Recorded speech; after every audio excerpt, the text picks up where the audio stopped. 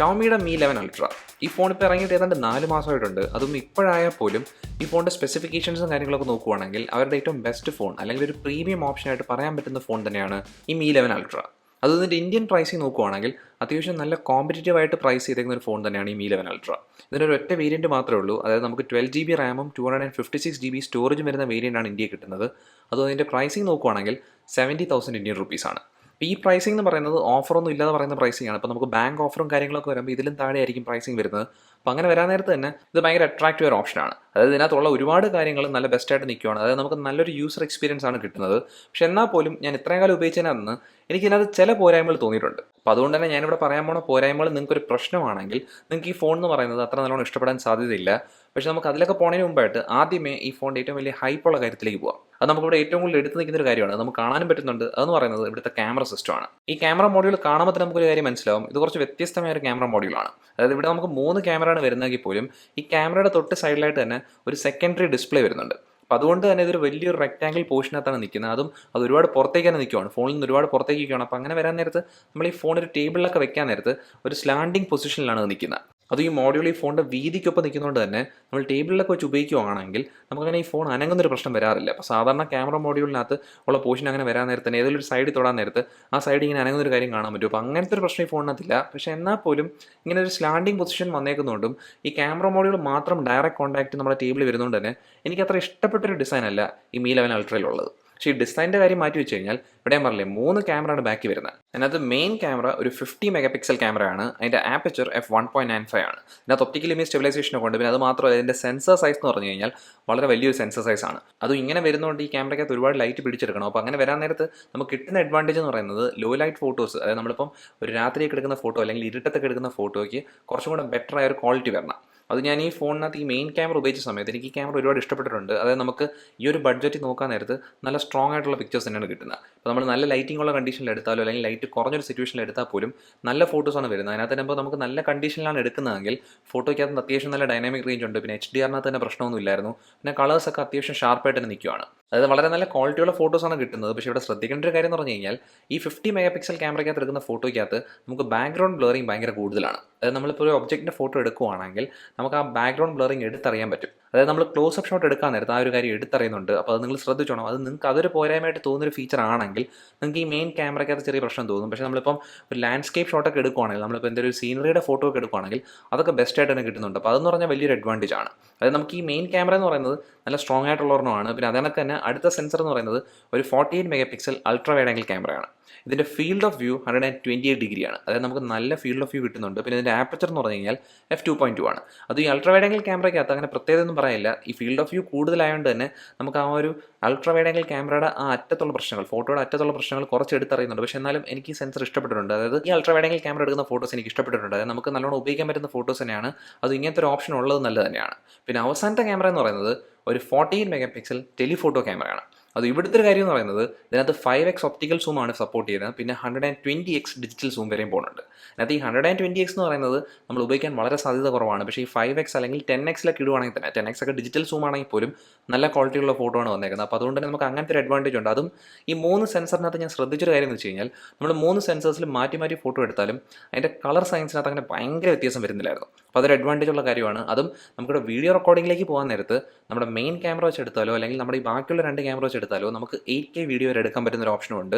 അത് ഞാനിവിടെ main camera വെച്ച് 1080p 60 FPS ഒരു വീഡിയോ എടുത്തപ്പം നല്ല ക്വാളിറ്റിയുള്ള വീഡിയോ ആണ് കിട്ടിയേക്കുന്നത്. അതായത് ഈ ഒരു ബഡ്ജറ്റിനകത്ത് നല്ല സ്റ്റെബിലൈസേഷനുള്ള, നല്ല ഷാർപ്നെസ് ഉള്ള, അതിനൊക്കെ തന്നെ കളർ സയൻസിനകത്തൊന്നും ഇഷ്യൂസ് ഒന്നും ഇല്ലാത്ത നല്ല ക്വാളിറ്റി വീഡിയോ ആണ് കിട്ടുന്നത്. അപ്പോൾ നിങ്ങൾക്ക് വീഡിയോ റെക്കോർഡിംഗ് ഭയങ്കര ഇമ്പോർട്ടൻ്റ് ആണെങ്കിൽ ഈ Mi 11 അൾട്രയുടെ ക്യാമറ എടുക്കുന്ന വീഡിയോസ് നിങ്ങൾക്ക് ഇഷ്ടപ്പെടുകയും ചെയ്യും. അതായത് ഇതിൻ്റെ ക്യാമറ പാക്കേജ്, ബാക്കിലത്തെ ക്യാമറ പാക്കേജിനെ പറ്റി പറയുവാണെങ്കിൽ നല്ലൊരു ക്യാമറ പാക്കേജ് തന്നെയാണ്. പിന്നെ നിങ്ങൾക്ക് ആ കൂടെ കംപ്ലൈൻ്റ് ആയിട്ട് വേണമെങ്കിൽ ശ്രദ്ധിക്കാൻ പറ്റുന്നൊരു കാര്യം എന്ന് പറഞ്ഞാൽ ഞാൻ പറഞ്ഞില്ലേ, നമ്മളൊരു ക്ലോസ് ഓഫ് ഒബ്ജക്റ്റിൻ്റെ ഫോട്ടോ എടുക്കാൻ നേരത്ത് മെയിൻ സെൻസർ വെച്ച് എടുക്കാൻ നേരത്ത് ആ ബ്ലറിങ് എഫക്റ്റ് കൂടുന്നൊരു കാര്യമാണ്. അപ്പോൾ നമ്മുടെ ബാക്ക് ക്യാമറയുടെ കാര്യങ്ങൾ ഇവിടെ തീരുമെങ്കിലും നമ്മുടെ ബാക്ക് ക്യാമറയുടെ തൊട്ടടുത്ത് തന്നെ ഒരു 1.1 ഇഞ്ച് AMOLED ഡിസ്പ്ലേ വരുന്നുണ്ട്. ഇത് ഭയങ്കര റെസൊല്യൂഷൻ കൂടിയ ഡിസ്പ്ലേ ഒന്നുമല്ല, ഇവരുടെ Mi ബാൻഡിനകത്ത് വരുന്നൊരു ഡിസ്പ്ലേ തന്നെയാണ്. അതും ഈ ഡിസ്പ്ലേയുടെ ഗുണമെന്ന് പറയുന്നത് ഇത് നമുക്ക് വേണമെങ്കിൽ ഒരു വ്യൂ ഫൈൻഡറായിട്ട് ഉപയോഗിക്കാൻ പറ്റും. അതായത് നമുക്ക് ബാക്ക് ക്യാമറ വെച്ച് ഫോട്ടോ എടുക്കുന്ന സമയത്ത് നമുക്ക് നമ്മുടെ തന്നെ ഫോട്ടോ എടുക്കാൻ വേണ്ടി ഒരു വ്യൂ ഫൈൻഡറായിട്ട് ഉപയോഗിക്കാം. അപ്പോൾ അങ്ങനത്തെ ഒരു ഗുണമാണ് എനിക്ക് ഏറ്റവും ഭയങ്കര ഇമ്പോർട്ടൻ്റ് ആയിട്ട് തോന്നിയത്. വേറെ നമുക്ക് വേണമെങ്കിൽ ഈ ബാക്ക് ക്യാമറ വെച്ച് സമയം കാണിക്കുന്ന രീതിയിൽ സെറ്റ് ചെയ്യാം, അല്ലെങ്കിൽ നോട്ടിഫിക്കേഷൻസ് എത്ര ഉണ്ടെന്ന് കാണിക്കുന്ന രീതിയിലാക്കാം. അതും അല്ലെങ്കിൽ വേണമെങ്കിൽ ഒരു ടെക്സ്റ്റ് റൈറ്റിംഗ് ഒക്കെ അതിനകത്ത് ഇടാൻ പറ്റും. അപ്പോൾ അങ്ങനത്തെ കാര്യങ്ങൾ ചെയ്യാൻ പറ്റും. പക്ഷേ അതെന്ന് പറയുന്നത് അങ്ങനെ ഭയങ്കര ഗുണമായിട്ട് എനിക്ക് തോന്നിയിട്ടില്ല. കാരണം നമുക്ക് ആ ഒരു ഗുണം വരണമെങ്കിൽ ഈ ഫോൺ എന്ന് പറയുന്നത് ഡിസ്പ്ലേ പരമായി തിരിച്ചു വയ്ക്കണം. അപ്പോൾ അങ്ങനെ വെക്കാൻ നേരത്തെ ഡിസ്പ്ലേ സ്ക്രാച്ച് വരാൻ സാധ്യതയുണ്ട്. കാരണം ഈ ഡിസ്പ്ലേക്കകത്ത് സ്ക്രീൻ ഗാർഡ് ഒട്ടിക്കാൻ അത്ര എളുപ്പമല്ല. അപ്പോൾ അതുകൊണ്ട് തന്നെ ഈ ബാക്കിലത്തെ ഈ ഡിസ്പ്ലേ എന്ന് പറയുന്നതിൻ്റെ ആകെക്കൂടുള്ള ഒരു ഗുണമുള്ള കാര്യം എനിക്ക് തോന്നിയെന്ന് പറയുന്നത് വ്യൂ ഫൈൻഡറായിട്ട് ഉപയോഗിക്കുന്നതാണ്. പിന്നെ ഇവിടുത്തെ ഡിസ്പ്ലേയിലുള്ള ഈ ഹോൾ പഞ്ച് ഫ്രണ്ട് ക്യാമറ നോക്കുവാണെങ്കിൽ ഇതൊരു 20 മെഗാ പിക്സൽ ക്യാമറയാണ്. അതും ഈ ക്യാമറ എടുക്കുന്ന സെൽഫീസിൻ്റെ കാര്യം എന്ന് പറയുന്നത് നല്ല ഷാർപ്പായ സെൽഫീസാണ്. പ്രത്യേകിച്ച് നമ്മളൊരു ഔട്ട്ഡോർ കണ്ടീഷനിലാണ് സെൽഫി എടുക്കുന്നതെങ്കിൽ നല്ല ക്ലാരിറ്റി ആയിട്ടാണ് വന്നേക്കുന്നത്. അതായത് നമുക്ക് ഷാർപ്നെസ്സിനകത്ത് ഇഷ്യൂസ് ഇല്ല, സ്കിൻ ടോണും അങ്ങനെ ഭയങ്കര വ്യത്യാസമൊന്നുമില്ല, പിന്നെ പ്രോസസ്സിംഗ് അങ്ങനെ ഭയങ്കര കൂടുതലൊന്നുമല്ല. പക്ഷെ നമ്മൾ ഇൻഡോർ ഷോട്ട്സ് എടുക്കാൻ നേരത്ത് ആ പ്രോസസ്സിംഗ് കാര്യം കുറച്ച് അറിയുന്നുണ്ടായിരുന്നു. അതായത് നമ്മുടെ സ്കിൻ എന്ന് പറയുന്നത് കുറച്ചും കൂടെ സ്മൂതനിങ് എഫക്റ്റ് കിട്ടുന്നുണ്ട്. പിന്നെ കുറച്ചും കൂടി ഇരുട്ടുള്ള സിറ്റുവേഷൻ ആണെങ്കിൽ തന്നെ നമുക്ക് ആ നൈറ്റ് മോഡ് ഓൺ ചെയ്തിട്ട് എടുക്കാൻ പറ്റുമെങ്കിൽ പോലും അപ്പോൾ ആ ഒരു കണ്ടീഷൻ എന്ന് പറയുന്നത് നമ്മുടെ ആ സെൽഫിയുടെ മൊത്തത്തിലുള്ള ഒരു ലുക്ക് എന്ന് പറയുന്നത് അങ്ങനെ ഭയങ്കര കിട്ടില്ലൊന്നുമല്ല. പക്ഷെ എന്നാൽ പോലും എനിക്ക് ഇവിടുത്തെ സെൽഫീസിനകത്ത് അങ്ങനെ ഭയങ്കര കംപ്ലയിൻറ്റ്സ് പറയാനില്ല. അതുകൊണ്ട് ഇവിടുത്തെ വീഡിയോ റെക്കോർഡിംഗ് ആയിരിക്കും ഫ്രണ്ട് ക്യാമറ വെച്ച് എടുക്കുന്ന വീഡിയോയുടെ കാര്യം പറയുവാണെങ്കിൽ നമുക്ക് 1080p 60 fps വീഡിയോ എടുക്കാൻ പറ്റുന്നതെങ്കിൽ മാക്സിമം റെസൊല്യൂഷൻ അങ്ങനെ ആണെങ്കിൽ പോലും ആ ഒരു സെറ്റിംഗിലിട്ട് എടുത്തപ്പം അത്യാവശ്യം നല്ല സ്റ്റെബിലൈസേഷനുള്ള നല്ല ഷാർപ്പായിട്ടുള്ള വീഡിയോ ആണ് കിട്ടിയിരിക്കുന്നത്. അതായത് നമ്മുടെ കണ്ടീഷൻ എന്ന് പറയുന്നത് നല്ല ലൈറ്റിംഗ് കണ്ടീഷൻ ആണെങ്കിൽ നല്ല വീഡിയോ റെക്കോർഡിംഗ് തന്നെയാണ് ഈ ഫ്രണ്ട് ക്യാമറയും ചെയ്യുന്നത്. അപ്പോൾ അതുകൊണ്ട് തന്നെ ഇവിടുത്തെ ഫ്രണ്ട് ക്യാമറയ്ക്കകത്ത് നമുക്ക് തന്നെ ഭയങ്കര പോരായ്മകൾ പറയേണ്ട. പക്ഷേ ഇവിടെ ക്യാമറയ്ക്കകത്ത് ഒരു കാര്യം നിങ്ങൾ ശ്രദ്ധിക്കേണ്ടതെന്ന് പറഞ്ഞു കഴിഞ്ഞാൽ ഇവിടുത്തെ ഷട്ടർ സ്പീഡ് അല്ലെങ്കിൽ ഷട്ടർ ആനിമേഷൻ എന്ന് പറയുന്നത് കുറച്ച് സ്ലോ ആണ്. അത് നമ്മളൊരു ഫോട്ടോ എടുക്കാൻ വേണ്ടി ക്ലിക്ക് ചെയ്യുന്ന സമയത്ത് ആ ഫോട്ടോ എടുത്ത് കംപ്ലീറ്റ് ചെയ്തെന്ന് കാണിക്കുന്ന സമയം കുറച്ച് കൂടുതലായിട്ടാണ് എനിക്ക് തോന്നിയിരിക്കുന്നത്. അതായത് നമുക്ക് ഫോട്ടോ എടുക്കുന്ന സമയത്ത് ആ ഫോട്ടോ മിസ്സാവത്തൊന്നുമില്ല. അതായത് നമുക്ക് ആ ഫോട്ടോ പെട്ടെന്ന് തന്നെ എടുക്കുന്നുണ്ട്, പക്ഷേ ആ ഒരു ആനിമേഷൻ കംപ്ലീറ്റ് ആയി തീരാൻ കുറച്ച് നേരം എടുക്കുന്നുണ്ട് തന്നെ. നമുക്ക് അടുത്ത ഫോട്ടോ എടുക്കണമെങ്കിൽ ആ ഒരു ആനിമേഷൻ കംപ്ലീറ്റ് ആയി തീരണം. അപ്പോൾ അങ്ങനത്തെ ഒരു ചെറിയ പ്രശ്നം കണ്ടിട്ടുണ്ടായിരുന്നു. അതിപ്പോൾ നമുക്ക് ഇത്ര അപ്ഡേറ്റ്സ് വന്നിട്ട് പോലും അതിനകത്ത് മാറ്റമൊന്നും വന്നിട്ടില്ല. അതായത് നമ്മളിവിടുത്തെ ക്യാമറ പാക്കേജിൻ്റെ കാര്യം മൊത്തത്തിൽ പറയുവാണെങ്കിൽ ഈ ഒരു ബഡ്ജറ്റിന് ഏറ്റവും നല്ല സ്ട്രോങ് ആയിട്ടുള്ളൊരു ക്യാമറ സിസ്റ്റമാണ്. അതായത് നമുക്കിവിടെ 2-3 പോരായ്മകൾ ഉണ്ടെങ്കിൽ പോലും ഏറ്റവും നല്ല സ്ട്രോങ് ആയിട്ടുള്ളൊരു സിസ്റ്റം ആയിട്ടേ പറയാൻ പറ്റൂ. അതായത് ഈ ഒരു ബഡ്ജറ്റിനകത്ത് വേറെ കോമ്പറ്റീഷൻ ഫോണായിട്ട് കമ്പയർ ചെയ്യുവാണെങ്കിൽ നല്ലൊരു ക്യാമറ സിസ്റ്റം തന്നെയാണ് ഈ Mi 11 അൾട്രയ്ക്കകത്ത് വന്നേക്കുന്നത്. പക്ഷേ നമുക്കിവിടെ ഇങ്ങനെ അൾട്ര പേര് ഉള്ളതുകൊണ്ട് തന്നെ നമ്മൾ ഡയറക്റ്റായിട്ട് കമ്പയർ ചെയ്യാൻ സാധ്യത കൂടുതൽ സാംസങ്ങിൻ്റെ ഗാലക്സി S21 അൾട്ര ആയിട്ടാണ്. അപ്പോൾ നമ്മൾ ആ ഫോണിൻ്റെ ക്യാമറ പാക്കേജായിട്ട് കമ്പയർ ചെയ്യുവാണെങ്കിൽ എനിക്ക് കൂടുതൽ ഇഷ്ടപ്പെട്ടത് സാംസങ് ഗാലക്സി S21 അൾട്രയുടെ ക്യാമറ പാക്കേജ് തന്നെയാണ്. അതായത് എനിക്ക് അതിൻ്റെ സിസ്റ്റം തന്നെയാണ് കുറച്ചുകൂടി ഇഷ്ടപ്പെട്ടത്. അതായത് നമുക്ക് അതെന്ന് പറയുന്നത് കുറച്ചും കൂടെ ബെറ്റർ ആയിട്ട് തന്നെയാണ് എല്ലാ കണ്ടീഷനിലും കിട്ടുന്നത്. അതായത് നമുക്ക് എങ്ങനെ എടുത്താൽ പോലും നമുക്ക് അങ്ങനെ പോരായ്മകൾ അങ്ങനെ ഭയങ്കരമായിട്ട് പറയാൻ പറ്റത്തില്ല. അപ്പോൾ അതുകൊണ്ട് എനിക്ക് അതിൻ്റെ ക്യാമറ പാക്കേജ് ഇത് ഇഷ്ടപ്പെട്ടിട്ടുണ്ട്. പക്ഷേ അതിൻ്റെ പ്രൈസിംഗ് എന്ന് പറയുന്നത് ആ ഫോണിൻ്റെ പ്രൈസിംഗ് എന്ന് പറയുന്നത് ഇതിനെക്കാട്ടി ഒരുപാട് കൂടുതലാണ്. അതിൻ്റെ പ്രൈസിംഗ് ചിലപ്പോൾ ഇനി കുറയുമായിരിക്കും. കാരണം എന്ന് വെച്ചാൽ സാംസങ്ങിൻ്റെ പുതിയ ഫോൺസ് ഇറങ്ങുമ്പോൾ അതിൻ്റെ പ്രൈസിംഗ് കുറയുമായിരിക്കും. അപ്പോൾ അങ്ങനെ ആവുകയാണെങ്കിൽ ഞാൻ എന്തായാലും പ്രിഫർ ചെയ്യാൻ പോകുന്നത് സാംസങ്ങിൻ്റെ ഗാലക്സി S21 അൾട്ര തന്നെ ആയിരിക്കും, അതിൻ്റെ ക്യാമറ പാക്കേജ് മൊത്തത്തിലുള്ള യൂസർ എക്സ്പീരിയൻസ് വെച്ച്. പക്ഷേ നമുക്ക് അല്ലാതെ പറയാൻ നേരത്ത്, അതായത് ഇപ്പോഴത്തെ ഒരു കണ്ടീഷൻ വെച്ച് പറയുവാണെങ്കിൽ ഇപ്പോൾ പ്രൈസിംഗ് നോക്കാൻ നേരത്ത് better value for money camera system എന്ന് പറയുന്നത് ഈ Mi 11 അൾട്രയ്ക്കകത്ത് വന്നേക്കുന്ന ക്യാമറ പാക്കേജ് തന്നെയാണ്. അതിവിടെ ക്യാമറയുടെ കാര്യം മാത്രമല്ല, അടുത്തൊരു സ്ട്രോങ് ആയിട്ട് നിൽക്കുന്ന ഫീച്ചർ എന്ന് പറയുന്നത് ഇതിൻ്റെ ഡിസ്പ്ലേ ആണ്. ഇതിൻ്റെ ഡിസ്പ്ലേ ഒരു 6.81 ഇഞ്ച് ഡിസ്പ്ലേ ആണ്. ഇതൊരു AMOLED പാനലാണ്, അതും ഇതൊരു Quad HD പാനലാണ്. അപ്പോൾ അതുകൊണ്ട് തന്നെ ഇവിടുത്തെ പിക്സൽ ഡെൻസിറ്റി 515 ppi ആണ്. പിന്നെ ഇവിടുത്തെ റിഫ്രഷ് റേറ്റ് നോക്കാൻ നേരത്ത് 120 Hz വരെ പോകുന്നുണ്ട്. അതായത് നമുക്കിവിടെ 2 ഓൺ ചെയ്തിടാൻ പറ്റും. Quad HD സെറ്റിംഗും അതിനൊക്കെ തന്നെ 120 Hz ഓൺ ചെയ്തിടാൻ പറ്റും. പിന്നെ ഇവിടെ വേറെ കാര്യം എടുത്ത് പറയേണ്ടതെന്ന് വെച്ച് കഴിഞ്ഞാൽ ഇതിൻ്റെ ബ്രൈറ്റ്നസ് ലെവൽ നോക്കുവാണെങ്കിൽ തന്നെ 1700 nits വരെ പോകുന്നുണ്ട് നമ്മൾ ഐ ബ്രൈറ്റ്നസ് മോഡ് ഇടുവാണെങ്കിൽ. നമ്മൾ സ്റ്റാൻഡേർഡ് കണ്ടന്റാണ് കാണുന്നതെങ്കിൽ 900 nits വരെ പോകുന്നുള്ളൂ. പക്ഷേ എന്നാൽ പോലും ഇവിടുത്തെ ബ്രൈറ്റ്നസ് ലെവൽ നല്ലോണം തന്നെ വന്നിട്ടുണ്ട്.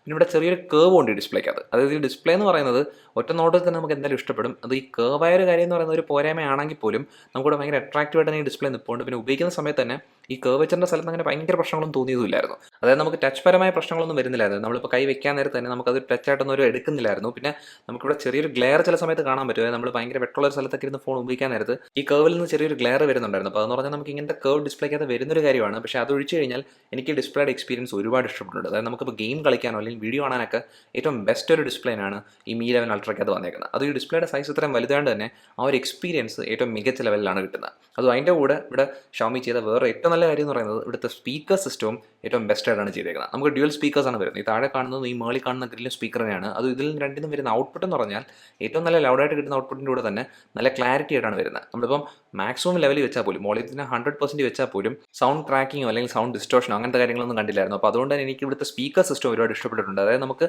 ഈ ഡിസ്പ്ലേയും സ്പീക്കർ സിസ്റ്റം കൂടെ ഒരുമിച്ച് ഇങ്ങനെ നല്ലോണം വന്നേക്കുന്നുണ്ട്. നല്ലൊരു മീഡിയ പാക്കേജാണ് ഈ Mi 11 അൾട്ര. പിന്നെ ഇതിൻ്റെ കൂടെ തന്നെ നമുക്ക് അത്ഭുതമല്ലാതെ വന്നേക്കുന്ന ഒരു കാര്യം എന്ന് പറയുന്നത് ഇവിടുത്തെ പെർഫോമൻസ് ഏറ്റവും ബെസ്റ്റ് ആയിട്ടാണ് നിൽക്കുന്നത്. അതായത് ഇവിടെ ഉപയോഗിച്ചിരിക്കുന്ന പ്രൊസസ്സർ ഏറ്റവും ഫ്ലാഗ്ഷിപ്പ് ലെവൽ ഒരെണ്ണമാണ്. സ്നാപ്ഡ്രാഗൻ്റെ 888 ആണ് ഉപയോഗിച്ചിരിക്കുന്നത്. പിന്നെ അതിൻ്റെ കൂടെ തന്നെ നമുക്ക് ഇവിടുത്തെ റാം ഞാൻ പറഞ്ഞിരുന്നല്ലോ 12 GB ആണ്. അത് LPDDR5 റാം ആണ്. പിന്നെ അതിനൊക്കെ സ്റ്റോറേജ് UFS 3.1 സ്റ്റോറേജ് ആണ്. അതായത് നമുക്ക് ഫാസ്റ്റ് ആയിട്ടുള്ള സ്റ്റോറേജും റാമും ഒക്കെയാണ് കിട്ടിയിരിക്കുന്നത്. അപ്പം ഇതെല്ലാം കൊണ്ട് തന്നെ നമുക്ക് ഇവിടുത്തെ യൂസർ എക്സ്പീരിയൻസിനകത്ത് ഒരു കംപ്ലയിൻറ്റും പറയില്ല. അത് നമ്മൾ എക്സ്പെക്ട് ചെയ്യേണ്ട ഒരു കാര്യമാണ്. അതായത് നമുക്ക് യൂസർ എക്സ്പീരിയൻസ് ഇങ്ങനത്തെ ഒരു ഫോണിനകത്ത് ഒരിക്കലും പ്രശ്നങ്ങൾ വരത്തില്ല. അതും ചൂടാവുന്ന കാര്യം പോലും ഭയങ്കര പ്രശ്നമല്ലായിരുന്നു. നമ്മൾ ക്യാമറയൊക്കെ ഒരുപാട് നേരം ഉപയോഗിക്കാൻ പിടിക്കാൻ നേരത്ത് കുറച്ച് നല്ലോണം ചൂടാവുന്നുണ്ടായിരുന്നു. പക്ഷെ അതെല്ലാം നമ്മളിപ്പോൾ ഹെവി ആയിട്ടുള്ള യൂസ് നമ്മൾ വേറെ എന്തെങ്കിലും കാര്യം ചെയ്യുവാണെങ്കിൽ നമുക്ക് അങ്ങനെ ഭയങ്കരമായിട്ട് ചൂടാവുന്ന ഒരു കാര്യം ശ്രദ്ധിക്കുന്നില്ലായിരുന്നു. അതായത് എനിക്ക് അങ്ങനത്തെ കാര്യത്തിനകത്തൊന്നും ഇഷ്യൂസ് ഒന്നും തോന്നിയതില്ല. അതായത് പെർഫോമൻസിനകത്ത് എനിക്കൊരു കംപ്ലയിൻറ്റും പറയാനില്ല ഈ Mi 11 അൾട്രയ്ക്കകത്ത്. ഈ ഒരു പ്രൈസ് പോയിന്റിനകത്ത് നിങ്ങൾക്ക് നല്ല പെർഫോമൻസ് ഉള്ള ഒരു ഫോൺ വേണമെങ്കിൽ ഈ ഫോൺ എന്തായാലും നിങ്ങൾക്ക് ഇഷ്ടപ്പെടുകയും ചെയ്യും. അപ്പോൾ നമുക്ക് അങ്ങനത്തെ അർത്ഥത്തിൽ നല്ലൊരു എക്സ്പീരിയൻസ് ആണ് കിട്ടുന്നത്. പക്ഷേ ഞാൻ ഈ ഫോൺ ആദ്യം എടുത്തപ്പോൾ തന്നെ എനിക്ക് ഇഷ്ടപ്പെടാത്തൊരു കാര്യം ഉണ്ടായിരുന്നു. അതെന്ന് പറയുന്നത് ഈ ഫോണിൻ്റെ ഈ ഫോം ഫാക്ടറും അല്ലെങ്കിൽ ഇതിൻ്റെ വെയിറ്റും കാര്യങ്ങളൊക്കെയാണ്. ഇതിൻ്റെ ബിൽഡ് ക്വാളിറ്റി ഏറ്റവും ബെസ്റ്റാണ്, അതിനകത്ത് ഒരു കംപ്ലയിൻറ്റും പറയില്ല. പക്ഷേ ഇവിടുത്തെ ഡിസൈൻ എനിക്ക് അങ്ങനെ ഭയങ്കര ഇഷ്ടപ്പെട്ടിട്ടില്ല. പിന്നെ അത് മാത്രമല്ല ഇതിൻ്റെ ഫോം ഫാക്ടർ ഒരുപാട് വലുതായിട്ടാണ് എനിക്ക് തോന്നിയേക്കുന്നത്. പിന്നെ അതിൻ്റെ കൂടെ തന്നെ ഇവിടുത്തെ വെയിറ്റ് എന്ന് പറയുന്നതും നല്ല കൂടുതലായിരുന്നു. ഇവിടുത്തെ വെയിറ്റ് 234 ഗ്രാംസ് ആണ്. പിന്നെ അത് മാത്രമല്ല ഈ ക്യാമറ മോഡ്യൂൾ ഇങ്ങനെ നിൽക്കുന്നതുകൊണ്ടാണോ എന്ന് അറിഞ്ഞുകൂടാ, ഇതിന് കുറച്ചുകൂടെ ടോപ്പ് ഹെവി ആയിട്ട് തോന്നുകയും ചെയ്തു. അതായത് മേൾ ഭാഗത്തിന് കുറച്ചുകൂടെ വെയിറ്റ് കൂടുതലാണെന്ന് തോന്നിയായിരുന്നു. അപ്പോൾ നമുക്ക് ഈ ക്യാമറയ്ക്കകത്ത് ഇങ്ങനെ സൈഡിൽ ഈ ക്യാമറ മോഡ്യൂൾ ഇങ്ങനെ ഒരുപാട് പുറത്തേക്ക് നിൽക്കുന്നുണ്ട്, നമുക്ക് ഇങ്ങനെ സൈഡിൽ പിടിക്കാൻ നേരത്ത് ഒരു ഗ്രിപ്പ് കിട്ടുന്നുണ്ട്. പക്ഷേ അങ്ങനെ ഉണ്ടെങ്കിൽ പോലും ഈ മേൾ ഭാഗം കുറച്ചുകൂടെ വെയിറ്റ് കൂടുതലായിട്ട് തോന്നിയതുകൊണ്ട് തന്നെ ഒരുപാട് നേരം ഉപയോഗിച്ചപ്പം ഒരു ബുദ്ധിമുട്ട് തോന്നുന്നുണ്ടായിരുന്നു. അപ്പോൾ ഞാൻ ഈ ഫോൺ ആദ്യം എടുത്തപ്പോൾ എങ്ങനെയാണോ അതേ കണക്കത്തെ പ്രശ്നം തന്നെയാണ് ഇപ്പോഴും തോന്നുന്നത്. അതായത് ഈ ഫോണിൻ്റെ ഫോം ഫാക്ടർ എനിക്ക് ഒട്ടും ഇഷ്ടപ്പെട്ടിട്ടില്ല. ഇവിടുത്തെ ബിൽഡ് ക്വാളിറ്റിയുടെ കാര്യം ഞാൻ പറഞ്ഞായിരുന്നല്ലോ, ബെസ്റ്റ് ആയിട്ടാണ് വന്നേക്കുന്നത്. അതായത് നമുക്ക് ഇവിടുത്തെ മെറ്റീരിയൽ നോക്കുവാണെങ്കിൽ പ്രീമിയം മെറ്റീരിയൽസ് ആണ് ഉപയോഗിച്ചേക്കുന്നത്. അതായത് നമുക്ക് അലുമിനിയം ഫ്രെയിമാണ് വന്നേക്കുന്നത്. പിന്നെ ഫ്രണ്ടിൽ വന്നേക്കുന്നത് ഗൊറില്ല ഗ്ലാസ് വിക്ടസ് ആണ്. പിന്നെ ബാക്കിലുള്ളത് സെറാമിക് ബാക്കാണ്. അതായത് സെറാമിക് ആയതുകൊണ്ട് തന്നെ നമുക്ക് വെയിറ്റ് കൂടാനൊരു സാധ്യതയുണ്ട്. അപ്പോൾ അതൊരു കാര്യമാകാം. പക്ഷേ ഇവിടുത്തെ ബിൽഡ് ക്വാളിറ്റിക്കകത്ത് അതുകൊണ്ട് തന്നെ നമുക്ക് ഒരുപാട് അഡ്വാൻറ്റേജ് ഉണ്ട്. ഒരു നല്ല സോളിഡ് ആയിട്ടുള്ള ഒരു ഫോൺ തന്നെയാണ് ഈ Mi 11 അൾട്ര. എവിടെയും നമുക്ക് അങ്ങനെ ബിൽഡ് ക്വാളിറ്റിക്കകത്ത് പ്രശ്നങ്ങളൊന്നുമില്ല. ഈ ബട്ടൺസിനകത്ത് പോലും പ്രശ്നങ്ങളൊന്നുമില്ല. അതായത് ബിൽഡ് ക്വാളിറ്റി പരമായ രീതിയിൽ ഏറ്റവും പെർഫെക്റ്റ് ആയിട്ടാണ് ഈ Mi 11 അൾട്ര നിൽക്കുന്നത്. പക്ഷേ ഡിസൈൻ്റെയും ഫോം ഫാക്ടറിൻ്റെയും രീതിക്കകത്ത് എനിക്ക് അത്ര ഇഷ്ടപ്പെട്ടിട്ടില്ലായിരുന്നു. പിന്നെ ഇതിനകത്ത് എനിക്ക് ഈ ഫോണിനകത്ത് ഇഷ്ടപ്പെടാത്ത വേറെ കാര്യം എന്ന് പറയുന്നത് ഇവിടുത്തെ സോഫ്റ്റ്വെയർ ആണ്. ആൻഡ്രോയിഡ് 11 ചെയ്തേക്കുന്നത്. പക്ഷെ നമുക്ക് ഇവിടുത്തെ സ്കിൻ നോക്കുവാണെങ്കിൽ MIUI 12.5 ആണ്. ഇതൊരു സ്റ്റോക്ക് ആൻഡ്രോയിഡ് ഫോൺ ആയിരുന്നെങ്കിൽ ഇത് ഏറ്റവും ബെസ്റ്റ് ഒരു ഓപ്ഷനായി മാറിയേനെ. പക്ഷേ ആ ഒരു രീതിയിലല്ലാത്തതുകൊണ്ട് തന്നെ ഇവിടുത്തെ സോഫ്റ്റ്വെയറിനകത്ത് എനിക്ക് ഒരുപാട് പോരായ്മകൾ തോന്നിയിട്ടുണ്ട്. അതായത് അപ്ഡേറ്റ്സിൻ്റെ കാര്യത്തിനകത്ത് തന്നെ അപ്ഡേറ്റ്സ് നമുക്ക് കിട്ടുന്നുണ്ടെങ്കിൽ പോലും അങ്ങനെ ഭയങ്കര ഫാസ്റ്റ് ആയിട്ടുള്ള അപ്ഡേറ്റ്സ് അല്ല. പിന്നെ അത് മാത്രമല്ല ബ്ലോട്ട്വെയർ ഒക്കെ അത്യാവശ്യം ഉണ്ടായിരുന്നു ഈ ഫോൺ ആദ്യം തന്നെ കിട്ടിയപ്പോൾ തന്നെ. കുറേ അൺഇൻസ്റ്റാൾ ചെയ്യാൻ പറ്റുമെങ്കിൽ പോലും സോഫ്റ്റ്വെയർ പരമായിട്ട് അത്ര ക്ലീൻ ആയിട്ടുള്ളൊരു എക്സ്പീരിയൻസ് അല്ല ഇതിനകത്തുള്ളത്. അപ്പോൾ അതുകൊണ്ട് തന്നെ ഞാൻ ഇങ്ങനത്തെ ഒരു സ്കിൻ അധികം പ്രിഫർ ചെയ്യുന്നില്ല. അത് ഇതും നമ്മൾ സാംസങ്ങിൻ്റെ 1UI ആയിട്ട് കമ്പയർ ചെയ്യുകയാണെങ്കിൽ എനിക്ക് ഒരുപാട് ഇഷ്ടം 1UI തന്നെയാണ്. അതായത് സ്റ്റോക്ക് ആൻഡ്രോയിഡ് അല്ലെങ്കിൽ പോലും 1UIക്കകത്ത് യൂസർ എക്സ്പീരിയൻസ് കുറച്ചുകൂടെ ബെറ്റർ ആണ്, അല്ലെങ്കിൽ കുറച്ചുകൂടെ പോളിഷ്ഡാന്ന് പറയാൻ പറ്റും. പിന്നെ അത് മാത്രമല്ല നമുക്ക് 1UIക്കകത്ത് സെക്യൂരിറ്റി എന്ന് പറയുന്നത് നമുക്ക് കുറച്ചുകൂടെ വിശ്വസിക്കാൻ പറ്റുന്ന രീതിയിലാണ്. അപ്പോൾ അങ്ങനത്തെ ഒരു കാര്യം ഈ MIUIക്കകത്ത് ഇല്ല. അതുകൊണ്ട് തന്നെ എനിക്ക് ഈ സോഫ്റ്റ്വെയർ എന്ന് പറയുന്നത് അത് ഇഷ്ടപ്പെട്ടിട്ടില്ല. പക്ഷെ അങ്ങനെയൊക്കെ പറയുവാണെങ്കിലും ഇവിടുത്തെ ബാറ്ററി നോക്കാൻ നേരത്ത് ഒരു 5000 mAh ബാറ്ററി വരുന്നുണ്ട്. അപ്പോൾ 5000 mAh ബാറ്ററി എന്ന് പറയുമ്പോൾ നല്ല വലിയൊരു സൈസാണ്. പിന്നെ അത് മാത്രമല്ല ഒപ്റ്റിമൈസേഷൻ കുഴപ്പമില്ലാണ് അവർ ചെയ്തേക്കെന്ന് തോന്നുന്നു. അതായത് ബാറ്ററി ബാക്കപ്പ് കിട്ടിയത് വലിയ മോശമായിട്ടല്ല. ഒരു 5.5 മണിക്കൂർ റേഞ്ചിലൊക്കെ ബാറ്ററി ബാക്കപ്പ് വരുന്നുണ്ടായിരുന്നു. അപ്പോൾ അതുകൊണ്ട് തന്നെ നമുക്ക് ബാറ്ററി പരമായിട്ട് പേടിക്കേണ്ട ആവശ്യമില്ല. അതും ഇവിടെ ബാറ്ററിക്കകത്ത് തന്നെ ചാർജ് തീർന്നാൽ പോലും നമുക്ക് വേണമെങ്കിൽ വയർലെസ് ചാർജിങ് ചെയ്യാൻ പറ്റും. കാരണം വയർലെസ് ചാർജിങ് സപ്പോർട്ട് കിട്ടുന്നുണ്ട്. പിന്നെ അതല്ല നിങ്ങൾക്ക് വയർ ചാർജിങ് ചെയ്യണമെങ്കിൽ തന്നെ ഫോണിൻ്റെ കൂടെ വരുന്ന ഫാസ്റ്റ് ചാർജർ വെച്ച് ചാർജ് ചെയ്യുവാണെങ്കിൽ ഒരു 49 മിനിറ്റ് കൊണ്ട് തന്നെ നമുക്ക് 0 to 100% ചാർജ് എടുക്കാൻ പറ്റും. അപ്പോൾ അതൊരു വലിയ അഡ്വാൻറ്റേജ് ആണ്. പിന്നെ അതാണ് തന്നെ ഇവിടുത്തെ ഫ്ലാഗ്ഷിപ്പ് ഫീച്ചേഴ്സ് നോക്കാൻ നേരത്ത് ഇപ്പോഴത്തെ ഫ്ലാഗ്ഷിപ്പ് ഫോണിൽ വരുന്ന എല്ലാ ഫീച്ചേഴ്സും ഉണ്ട്. അതായത് നമുക്ക് 5G സപ്പോർട്ട് കിട്ടുന്നുണ്ട്. അതും 5Gക്കകത്ത് തന്നെ നമുക്ക് അത്യാവശ്യം ബാൻഡ്സ് ഉണ്ട്. ഒരു 13 ബാൻഡോളം കിട്ടുന്നുണ്ട് 5Gക്കകത്ത് തന്നെ. അപ്പോൾ അതൊരു നല്ല കാര്യമാണ്. പിന്നെ ഫിംഗർ പ്രിൻറ്റ് സ്കാനർ എന്ന് പറയുന്നത് ഇൻ ഡിസ്പ്ലേ ഫിംഗർ പ്രിൻറ്റ് സ്കാനറാണ്. ഏറ്റവും ഫാസ്റ്റ് ആയിട്ടുള്ള സ്കാനർ അല്ലെങ്കിൽ പോലും ആക്യുറസിക്കകത്ത് അങ്ങനെ പ്രശ്നങ്ങളില്ലായിരുന്നു. അപ്പോൾ അതുകൊണ്ട് ആ ഒരു അൺലോക്കിംഗ് മെത്തേഡും കൊള്ളാം. പിന്നെ അതാണ് ഈ ഫോണിനകത്ത് വാട്ടർ റെസിസ്റ്റൻസ് വരുന്നുണ്ട്. IP68 റേറ്റിംഗ് ആണ് വന്നേക്കുന്നത്. അതായത് നമുക്ക് 1.5 മീറ്റർ 30 മിനിറ്റത്തേക്കുള്ള വാട്ടർ റെസിസ്റ്റൻസ് ആണ് കിട്ടിയേക്കുന്നത്. പിന്നെ വേറെ കാര്യം ശ്രദ്ധിക്കേണ്ടതെന്ന് പറഞ്ഞാൽ ഇവിടുത്തെ ബ്ലൂടൂത്ത് വേർഷൻ 5.2 ആണ്. പിന്നെ വൈഫൈ വേർഷൻ വൈഫൈ 6E ആണ്. പിന്നെ NFC അങ്ങനെ എല്ലാ സെൻസേഴ്സും ഈ ഫോണിൽ കിട്ടുന്നുണ്ട്. പിന്നെ അവസാനമായിട്ട് ഈ ഫോണിൻ്റെ നെറ്റ്വർക്ക് കണക്ടിവിറ്റി, അതങ്ങനെ കോൾ എക്സ്പീരിയൻസിൻ്റെ കാര്യം പറയുവാണെങ്കിൽ ഇവിടുത്തെ നെറ്റ്വർക്ക് കണക്ടിവിറ്റിക്കകത്ത് ഇഷ്യൂസ് ഒന്നും ഇല്ലായിരുന്നു. അതായത് നമുക്ക് നെറ്റ്വർക്ക് ഡ്രോപ്പ് ആവുന്ന പ്രശ്നങ്ങളോ അങ്ങനത്തെ കാര്യങ്ങളൊന്നും കണ്ടില്ലായിരുന്നു. പിന്നെ കോൾ എക്സ്പീരിയൻസ് നോക്കാൻ നേരത്തെ ഏറ്റവും ബെസ്റ്റ് അല്ലെങ്കിൽ പോലും അത്യാവശ്യം നല്ല കോൾ എക്സ്പീരിയൻസ് തന്നെയാണ് ഈ Mi 11 അൾട്രയ്ക്കകത്ത് കിട്ടുന്നത്. അപ്പോൾ ഇതൊക്കെയാണ് ഈ ഫോണിൻ്റെ മൊത്തത്തിലുള്ള കാര്യങ്ങൾ.